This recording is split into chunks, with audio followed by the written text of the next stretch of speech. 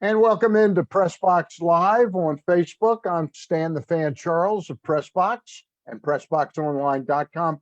With me is our co-host Gary Stein. Gary, how are you this evening? Wednesday nights are the best nights, Stanley. They are. They're wonderful nights. And boy, do we have, speaking of wonderful, we've got a wonderful guest on with us.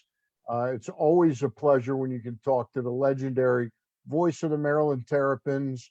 And we'll find out a lot more about this man. Johnny Holliday is with us. Johnny, how are you? I'm fine, Stan. Nice to be with you and nice to see Gary again. Been a long time for both you guys. Yes, it Absolutely. has been. It has been. Hey, Two. let me start off with just how much do you miss the game so far? This whole thing, it's hard to believe. This started last March when the Maryland Terrapins were finishing their season, and then there was no NCAA tournament. I was on the way to the airport, heading off to Indianapolis for the Big Ten tournament.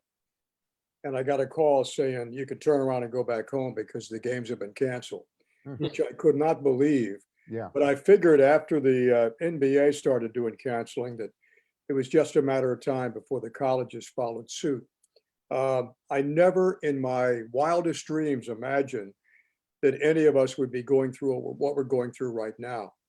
So it's been since March, April, May, June, July, August, 7 months now. It's been, I'm thinking to myself, maybe tomorrow we're going to turn the corner. Maybe tomorrow we'll turn the page. Things will start getting better.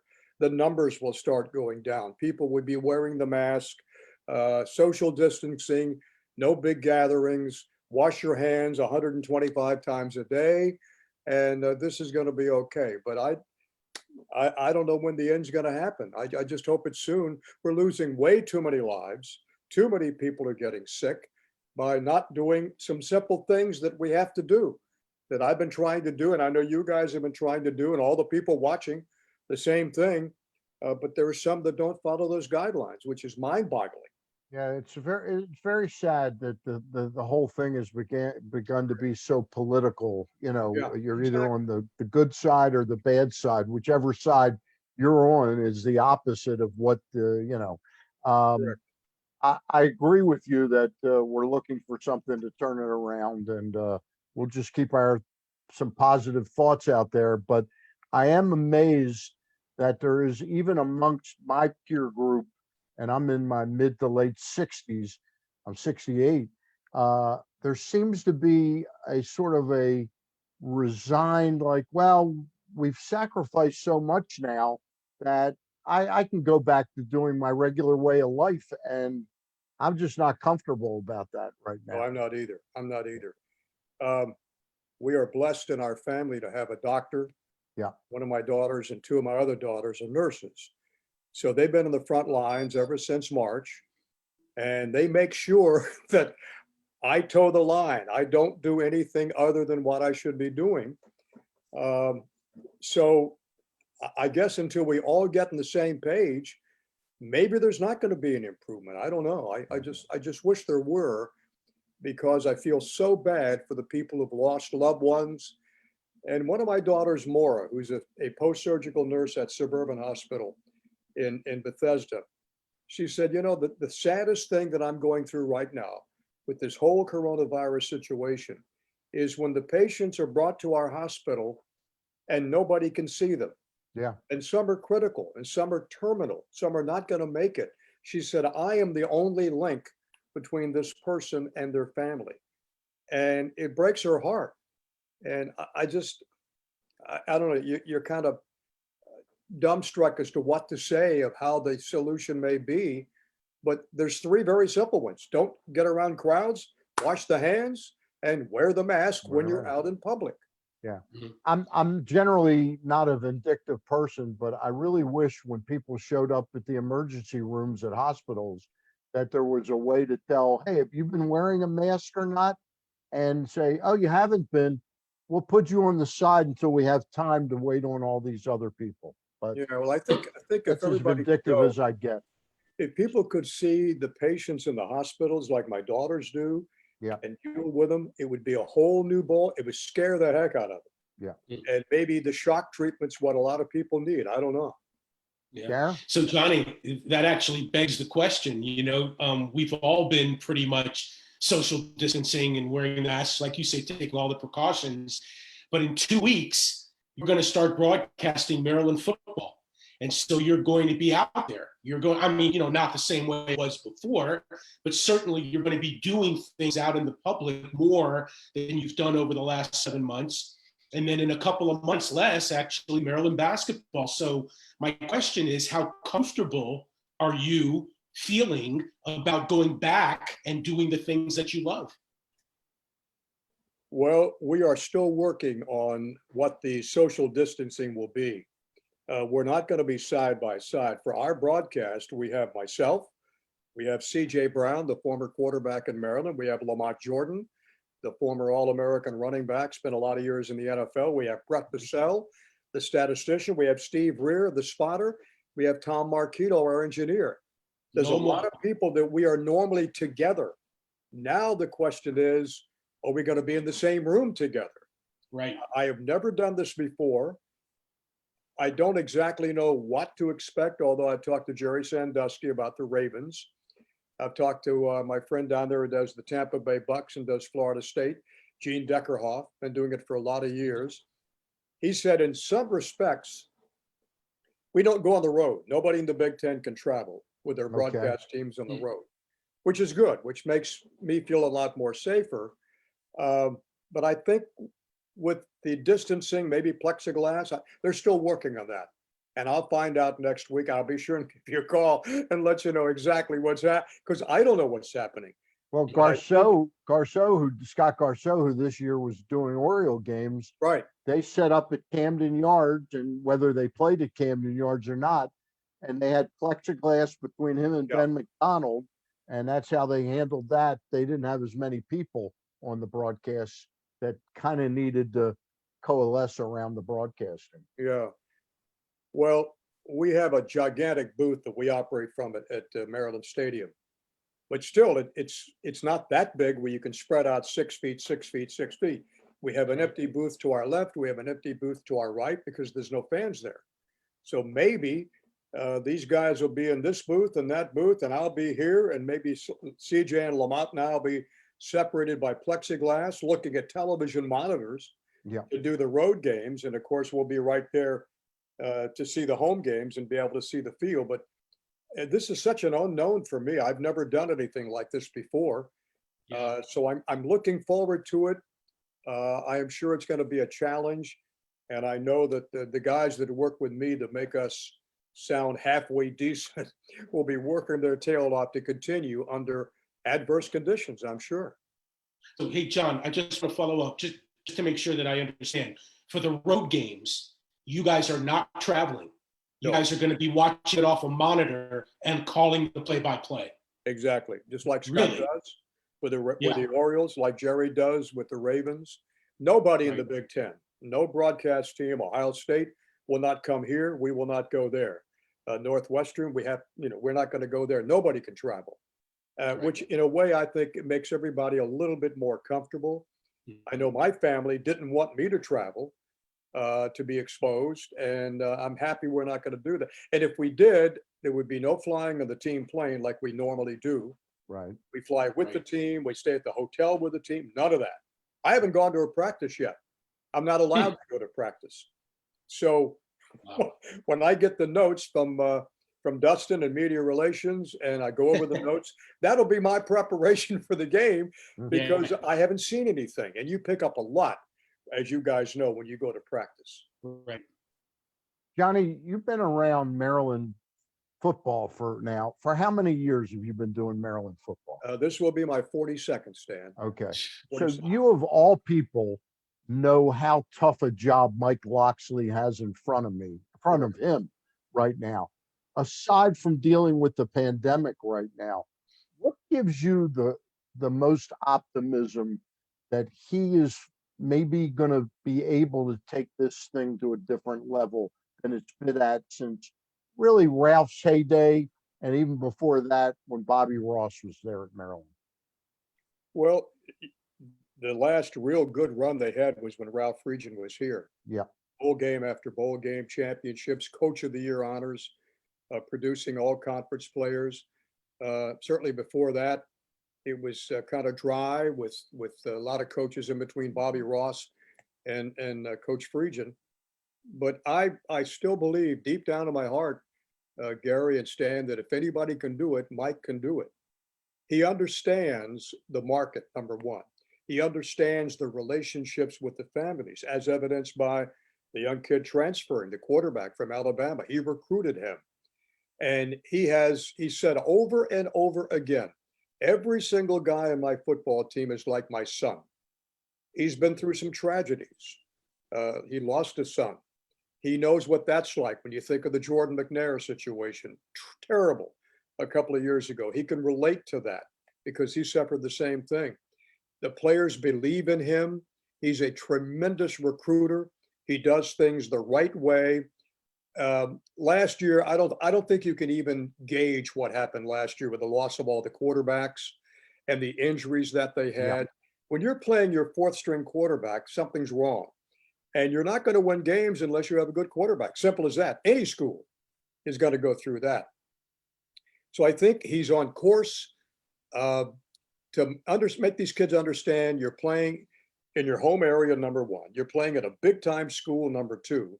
When he recruits somebody, he's got a tremendous recruiting class coming in next year, as he does this year. I think maybe 51%, 52% of the guys in this team this year, we've never seen before. They're either freshmen or transfers or grad students. Mm-hmm. So half the team is new, but there's so many opportunities when you come to Maryland after you graduate. And most of the guys will not play in the NFL. This will be it. Yep.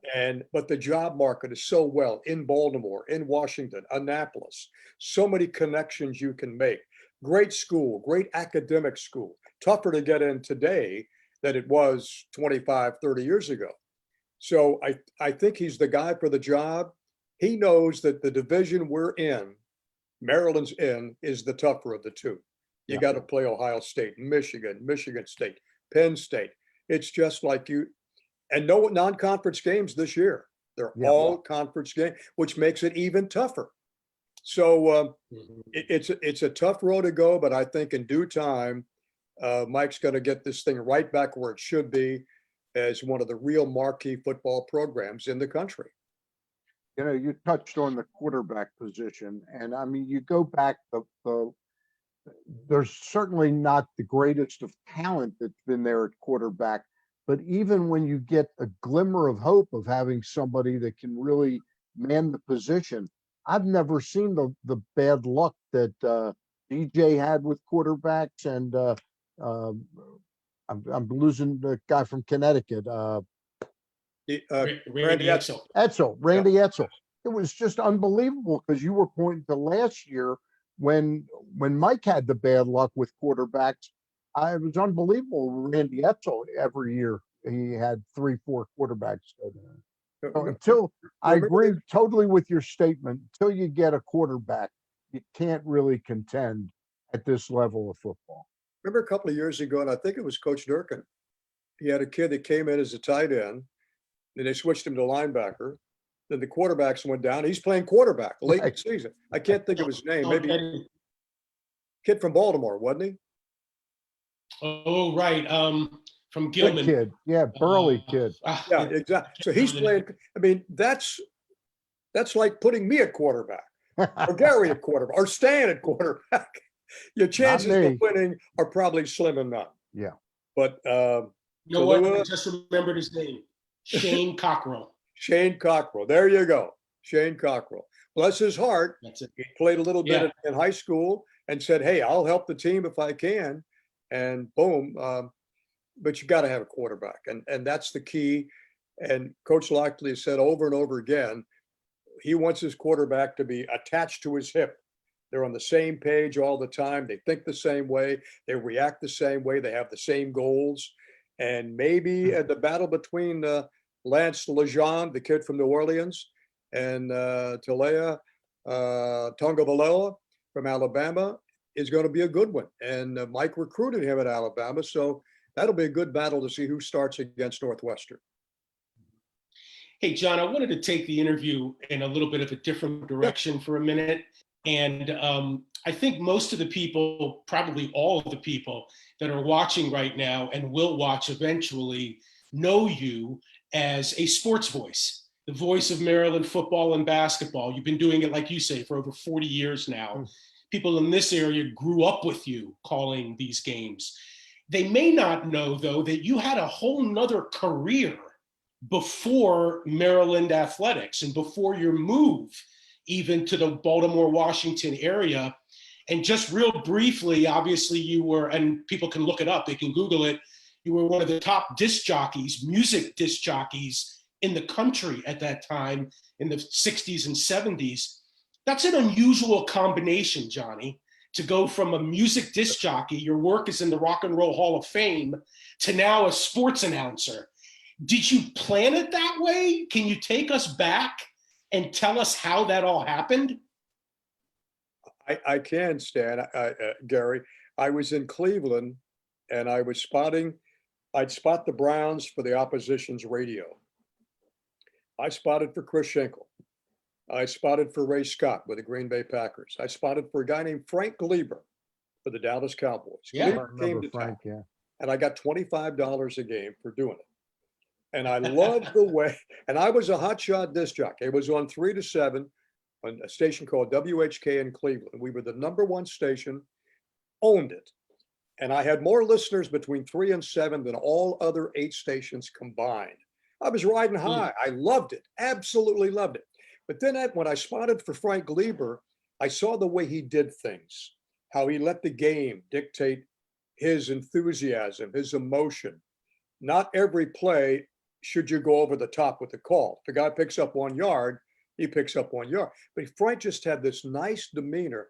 And for some reason, Gary, I tucked away in the back of my mind, if I ever get I could do this. If I ever get the chance, I want to be like Frank Gleber. So I got the opportunity. And I had done a play-by-play before. My first job in Perry, Georgia. I was 17 years old, making $32 a week. And I told the station owner, we had to do the high school basketball games. And a senator named Sam Nunn was playing for the Perry Panthers. The House of Means, yeah. He's playing in Perry. So I went, my boss says, if you can sell it, I said, what do you mean sell it? He said, well, you have to have commercials to pay for the airtime. Okay. Oh, okay. So you want me to go get people to sponsor. So I said, how much should I ask for? $15 a commercial. So I sold it out. That's great. I sat in the stands with a Wallensack tape recorder and a piece of paper that had the players' names and the position and the school. That was it. It had to be terrible, but I did it. And I said, boy, this is fun. There's going to come a chance, a time, if I get this opportunity, I'm going to take advantage of it. And to make a long story short, the key was when Wes Unseld retired, we did a game for Home Team Sports, I think it was. It was Western Kentucky, Georgetown. And I did the play-by-play and Wes Unseld was the analyst. And I'm doing mornings on WWDC in Washington, 6 to 10, not making a lot of money, but money was never the object. But I got paid more for that one game than I was getting for 6 days a week. And I said, let me just think about this. Maybe I might want to think of doing more games like this and less of a morning show. And that's how it all started. Wow. That's a so great if I story. may, for just a second, to follow up with that, and then I'll turn it over to Stanley. I think I've lost count, Johnny, so I could be wrong about this, okay? But I counted at least 9 professional teams that you've been associated with, at least 5 Division I college programs that you've been associated with. You've covered the Olympics, you've covered boxing, you've covered the Masters, you've called NCAA championship games, etc. Is there anything in your career that you wanted to do that you haven't done? Aside from tonight doing this Zoom with Gary Stein and I. Well, you know something, Stan, I kept saying to myself, when am I going to get the call? Are they ever going to call me to come on this show? Yeah, you know, I thought That's great. Howard Cosell was a friend of mine. And I loved the guy. I read him, I think, the right way. A lot of people didn't. And we worked together at ABC Sports, radio sports, for 28 years. I always thought about doing a one-man show of Howard Cosell because I did a Cosell impersonation. Wow, that's a great, yeah. And I said, if I could only get a one-man show together, but I never did that. But I don't think there's anything, and probably something you guys may not know. You mentioned about making the move from music to sports. I think I'm probably the only guy in America that was a sportscaster, play-by-play guy, and the voice of This Week with David Brinkley on ABC television, and nobody knew it was me. Wow. The I did voice not know. Yeah. Wow. of This Week with Sam and Cokie on ABC, and a lot Mm. of public broadcasting specials I've done, 2020, but nobody knew it was me. Hmm.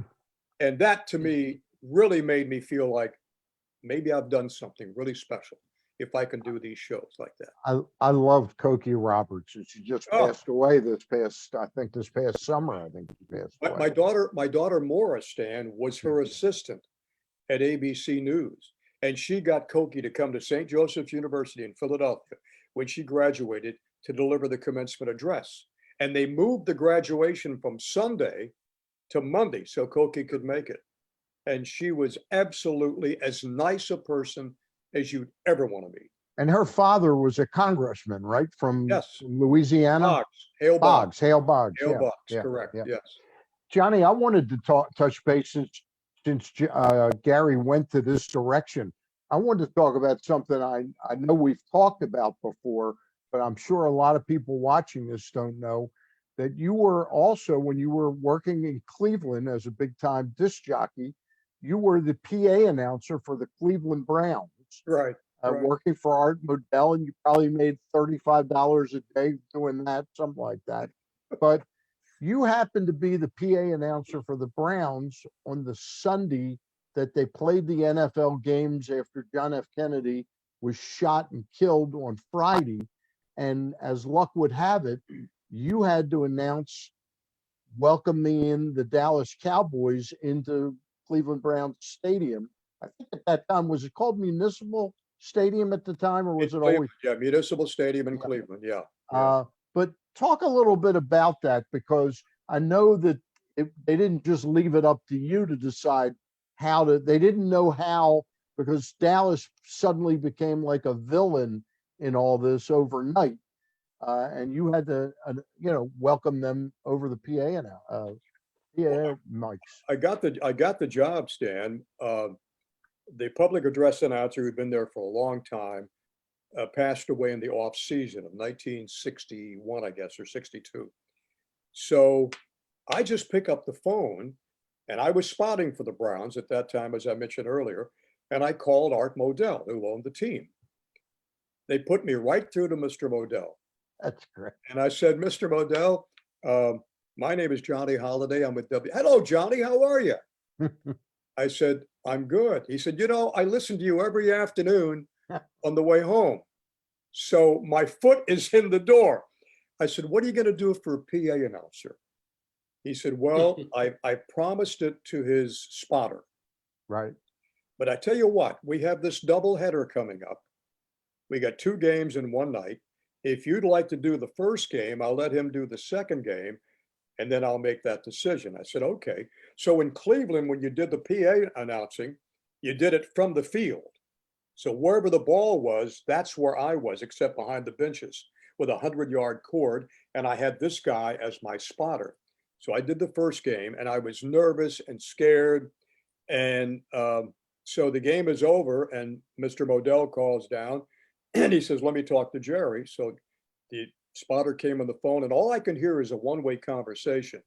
And this spotter saying, thank you, Mr. Modell. I couldn't have done it. No, it's fine. Believe me. So he says he wants to talk to you. So Mr. Modell says, you do the second game too, and we'll talk on Monday about you being our public address announcer. That's So I great. said to his spotter, I said, I feel terrible. He says, no, I could never do this. I'm not a broadcaster. Thank goodness they got somebody like you. And that, meant all the world to me. But you mentioned about the John F. Kennedy assassination. Mr. Modell says to me, I want you to do the game without mentioning the word Dallas. can you do that? I said, yes, sir, I can do that. He said, I knew you could. So the entire game, there was so much unrest in Cleveland about what happened in Dallas. So throughout the game, I referred to them as the Cowboys, 2nd and 5 for the guys in blue and gray. Never, I came close, but I never mentioned the word Dallas. And there was a lot of resentment that the NFL would even play on that Sunday. Yeah. But they did. That's probably the hardest thing I ever had, because as you guys know, you get used to in the fluid of a game of saying the same thing. Dallas at the 21, Dallas pass complete. Couldn't mention that. Had to be Well, Cowboys, and that was it. Well, one of the other aspects of that was that Sunday morning at around 10:30 or 11 o'clock, Lee Harvey Oswald was shot and killed by Jack Ruby underneath the police station. So I'm sure everybody's mind was on that. It was, I was a little kid. I was 10 years old or 11 years old. I remember sort of being happy there were games, but when you reflect on it from a historical perspective, it's kind of mind-boggling that they even played those games. So, something else that I remember from Cleveland, Stan, was Ernie Davis, when the Browns signed him and he was diagnosed with leukemia, which took his life. And I happened to be the public address announcer when I introduced Ernie Davis. And everyone was given small little candles when they came, or little lights when they came in the stadium that night. And there was 80,000 people there for an exhibition game. And when I introduced the team, and then I said, finally, the newest member of our Cleveland Browns team from Syracuse, Ernie Davis. And he walked between the goalposts with a sport coat, sports slacks on. Everybody turned their little flashlights on. And you could hear people crying. And the roar of the crowd was just overwhelming with a welcome for this kid who never played in the game. That's amazing. Yeah. Hey, John, while we're on those topics, let's stay back there.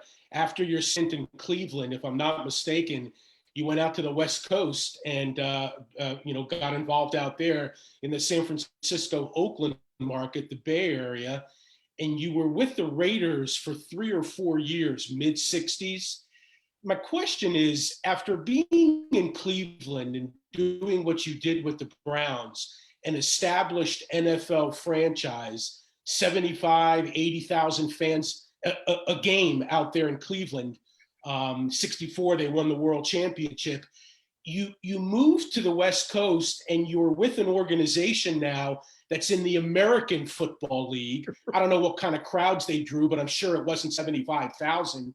Did you notice a big difference in the kind of football that the two leagues played? I did, Gary. I did. I went from Cleveland to New York for a year and a half, then New York to San Francisco, when the station up in New York changed formats. Gotcha. And then I went out. I did the same thing. I called the Raiders and I said, you need a public address guy? They said, yeah, as a matter of fact, we do. We're looking for somebody. I said, well, I did the Browns. Oh, good. You got the job. And I called the Warriors and I said, you need a PA guy? Yeah, go. So I got that job. But the first year they played at Frank Ewell Field, capacity 35,000. And right beneath me in the stands sat Al Davis. Now, was that, Johnny, was that in Oakland? That was in Oakland, Frank Ewell Field in Oakland. Okay. That's when they had George Blanda. Yep. They had Daryl LaMonica. Yep. They had Art Powell. Oh, but it was a wide open league. Yep. And I mean, some of these scores were, 57 to 53, totally different than the NFL. And then they opened up the Oakland Alameda County Coliseum.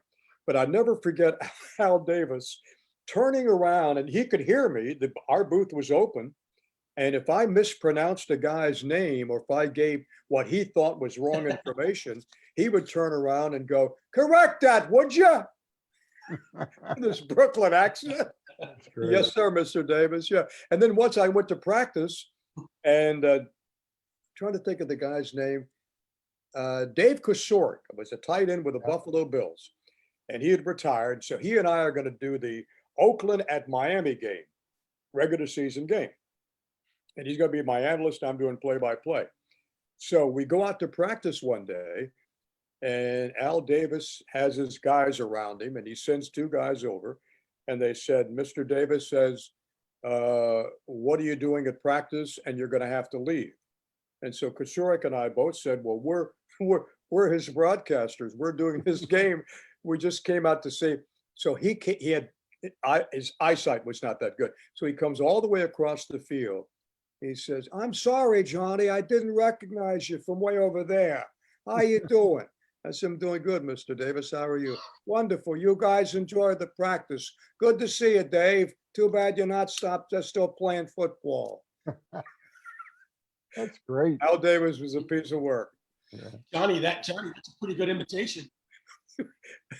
Well, if you knew Al Davis, I can only go so far with that, but that's the way he talked, you know, from Brooklyn. And let's go back. Yeah, Let's I go gotcha. back to the University. So of Johnny, Maryland. if I could continue. Sure. Go ahead, Gary. Go ahead, Gary. No, I was going to go there too, Stanley. So as far as the University of Maryland, take us here. What actually brought you to this area? What was it, the University of Maryland? No, I worked for a radio station in San Francisco, and it was a top 40 station. I had good numbers, highest ratings, and like we all did in that station. And I wanted to leave to do television. So I decided to give my resignation and do television sports on Channel 2, KTVU, in Oakland, San Francisco. So our boss in San Francisco says, how about, can you fly to Washington? We have a middle of the road station there. You can do the morning show. I think you can do the morning show. And they've got sports. And you'll stay within the company. So I flew back and I met with the people at WWDC, and they said, okay, you'll do the morning show. You can be as creative as you want. I used a lot of telephone calls, a lot of interviews, it was a wonderful, I had a great time. And they had the Senators. So I did the pregame show with Ted Williams before every Senators game. And they had the Bullets. My friend Tony Roberts and I did the Bullets their last year in Baltimore before they came down here. So I said, man, this is better than just doing 5 nights a week, getting 2 minutes a night to do sports on television. I came in 1969. And when I came here, Rick Barry, who's one of my closest friends, and Larry Brown were roommates and teammates for the old Washington Capitals of the ABA. Right. So I roomed with them while my wife and kids were still in San Francisco. So they were my roommates. Wow. How did you become best friends with Rick Barry? When he signed with the Warriors, he came out of the University of Miami. Miami, sure. And Miami's my home. The PR guy, Bob Bester at that time, said, would you like to have lunch with Rick? He doesn't know anybody. And you guys being from the same, I said, yeah, sure. So we went to lunch together. And for some reason, Stan, we just hit it off. Now with Rick Barry, you love him or you hate him. Okay, there's no in between. One of the 50 greatest players ever in the NBA. He was one of my favorite players. But for some reason, we just clicked. And when he went on the road with the Warriors, his wife Pam stayed with us. Right. He didn't want her staying alone. Almost every Sunday that he was off, he'd come to my house. I'd go to his house. We'd have ice cream and, just hung around together. And then the year he jumped leagues from the NBA to the ABA, he had to sit out. He played in my charity basketball team in San Francisco and wasn't the leading scorer. Who was the leading scorer? A guy named Don Delbon, who played in Oregon. We had Wow. we had a very good team. With Rick, we went 59-1. We lost one game. He missed one game. I'm listening to all these stories. You rubbed elbows with Art Modell, Howard Cosell, Al Davis, Jim Brown, Ernie Davis, and now I hear Ted Williams and Rick Barry. You've had like a fascinating career. What was that like doing the pregame show with Ted Williams? The only time he managed for 3 seasons? I think he managed 2 in Washington, maybe 3 in Washington and 1 in Texas.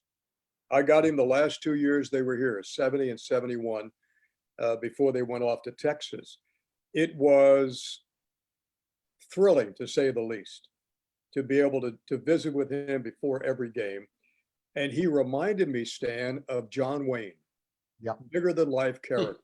He had that big booming voice. And the first pregame interview we did, we taped it, opening day, 1970. And about a minute and a half or 2 minutes into the interview, the engineer kind of pounds on the tape recorder. It's not recording. So we got to say to Ted Williams, Got to do this. would you mind if we started? All right, let's go. Let's do it again. And I did it, and he was great. Yeah. One of the funniest lines I ever got from him was, we had a slow pitch softball team that I put together, and we had played a doubleheader. So he heard about it. So I'm in the dugout with a couple of guys, Darrell Knowles and Denny McClain. And so out comes Ted Williams. He says, "Hey, Holliday,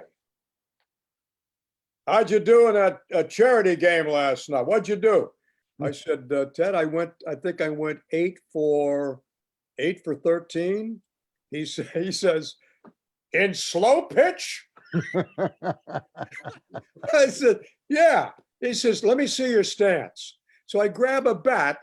He says, no. So here he is. He's down in his crouch, Right. doing one of these. He said, "You want to get the hips into this thing?" And I said, if my father could see this now of Ted Williams giving me hitting instructions, it was great. It was great. Boog Powell, who I'm very good friends with, and Boog, I asked him, I said, "Did you ever go fishing with Ted Williams?" He goes, "I went one time. It was the most unenjoyable afternoon because he took it so seriously." Oh yeah. Telling him how to fish and how to cast the rod and everything. And he said it was just too intense. Yeah. I went in 1967, Johnny, I know this interview is about you, but I went to Ted Williams baseball camp that summer my up in goodness. Lakeville, Massachusetts. And I have one of my favorite stories, and I'll tell it very briefly. He played on Sunday nights, all the counselors there, who were all sort of major league, whether it was fringe or not, they were major league prospects, all the counselors at Ted Williams baseball camp. And in fact, one of them, Stan Thomas, ended up playing in the major leagues. But they played a slow pitch softball game on Sunday nights to counselors with a lopsided softball, intentionally lopsided. Oh. And you could not hit the ball on the sweet spot of the ball. And this game is like 0-0 going into the 7th inning. And they say, "Mr. Williams, why don't you come on and play?" And he goes, "All right, I'll come over there." And he the first time he looked like all the other counselors. He could not hit the ball at all. Yeah. And this went on. They went into extra innings. It's starting to get dark out. And Ted's probably 0 for 4 in this softball game. And he gets up. It's like the top of the 13th inning. And he goes, "All right, enough of this." And he goes, and he really concentrated. He hit this lopsided softball about 350 feet over a fence. And we were all in awe because we'd watch all these. And Ted was 47 years old then. So it was pretty amazing. I got a Rick played in my softball team too. Yeah. And we had a charity game against the King in his court. Oh my goodness. Eddie Feiner, yeah. And it was standing room only. And Rick, just like Ted Williams in fishing, Rick is very serious about everything he does. In one game, for us, he hit 7 consecutive home runs. Wow. And the headlines the next day in the San Francisco Examiner, "Hey, Horace Stoneham, have you talked to Rick about playing for the Giants?" But so here's the King. He's on the mound. He's got a microphone on. And he says, well, ladies and gentlemen, let's have a nice hand for the great Rick Barry. And the people just go crazy with applause. So then King says, "Rick, I hate to do this, but I'm going to ask the fans here, should I strike him out in 3 pitches or 4? and the fans yell out, 3. And Rick is digging in, and you can see he doesn't like this. And we're dying laughing. So the King says, "I'll tell you what, Rick, I'll go to second base. Okay, that'll help you out a little bit. Come here, calls the shortstop over, puts the blindfold on. 3 pitches later, Rick is walking back to the dugout. Wow, that's an Wow. awesome story. Awesome story. Hey, Johnny, before we wrap this up, we got a couple topics to talk about. Sure. Maryland basketball. Do you have any sense yet from Maryland or the Big Ten what a basketball season might look like and when it might get underway? I think they're planning, I believe, Stan, the latter part of November. The schedule is not put together yet. I don't know how many non-conference games there will be, unlike football with no non-conference games. So they're still working on that. I don't know if any fans are going to be allowed. I would hope as the season goes along in football, if everything is well, that maybe the kids' families will be allowed to come watch the games. Maybe. Yeah. I don't know. But you look at some of the crowds down south, but what bothers me is the crowds that have no mask on and they're close together. That's dangerous. Well, I So mean, look, I don't think Maryland's going to take any chances at all with any health guidelines being, violated. well, they just had this story the other day with the coach of the University of Florida, Dan Mullen, Sure. whose team went into Texas A&M last weekend. They were, I think, 3-0 or something. They were number 4 in the country. Right. And Texas A&M upset them. And he, on his post-game show, he started saying, we got to have our school, because they allowed some fans into this game. They had about 24,000 fans there. He said, we've got to pack the swamp. We got to have 90,000 people at the swamp. And then on Monday, it was announced he had 7 or 8 players on his team had the virus. Sure. He looked like an idiot. Yeah, exactly. Can't do that. Cannot. Well, Michael Locksley and Mark Turgeon will not do that. I guarantee. Yeah, you. I Not guarantee do that. that. Yeah. Gary, I've got one more topic. You have another question? I was just going to follow up on Maryland basketball. Go ahead. And just kind of get your take, John. I know it's hard to describe what kind of season it's going to be in terms of fans, atmosphere, etc. But how are you feeling about the program, about where Maryland basketball is right now under Mark? Well, first of all, Gary, I feel very bad for last year's class with Anthony Cowan and Jalen Smith and the other guys not getting a chance to play in the Big Ten tournament, in the NCAA tournament, because I think they had all the ingredients of certainly a Sweet 16, maybe a Final Four team last year. I was keeping my fingers crossed that possibly Sticks would come back for one more year because of his buddy Daryl Morcell, and the two of them could take this team to even greater heights together. But you can't blame him for testing the NBA waters, and it'll be a different team. They'll rely upon Daryl and his leadership, and Eric Ayala, and Wiggins, and a lot of newcomers on this team. A couple of freshmen that they got coming in, they feel strongly about that they can play and play immediately.